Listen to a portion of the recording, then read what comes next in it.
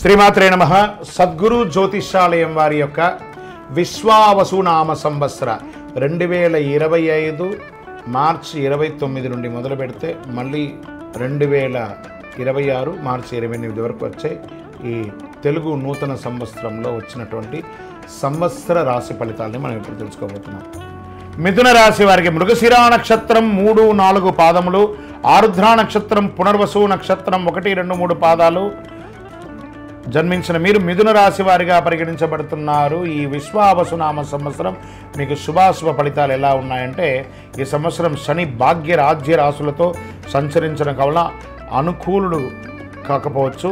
శుభకార్య విఘ్నములు, మనోవ్యాకులత, ఉద్యోగ వ్యాపార వ్యవసాయములందు చిన్న నష్టములు ఎక్కే అవకాశాలు ఉన్నాయి. శ్రమ అధికంగా ఉంటుంది. స్వల్పము కాలంలో మీకు రావాల్సినటువంటి ప్రమోషన్స్ కానీ, ఇంక్రిమెంట్స్ కానీ, స్థాన చలనాలు అయ్యే అవకాశాలు ఎక్కువ ఉన్నాయని కూడా చెప్పవచ్చు. ధన సంపాదన, కీర్తి ప్రతిష్టలు అవి ఆటోమేటిక్గా వచ్చేస్తుంది. సమాజంలో మీ మాటకు విలువ ఉంటుంది. మిగిలిన సమయం అంతయు కూడాను వ్యయ జన్మరాశులు ఎందు సంచరించే ధన వ్యయము, స్థాన చలనము కలుగుతుంది. పరిస్థితులు శ్రమకరంగా ఉంటుంది అని కూడా చెప్పవచ్చు. శుభమూలకంగా ధన వ్యయం, రాజానుకూలత లేకపోవడము, కీర్తిహాని కలిగే అవకాశాలున్నాయి. ఆస్తి సంబంధ విచారము,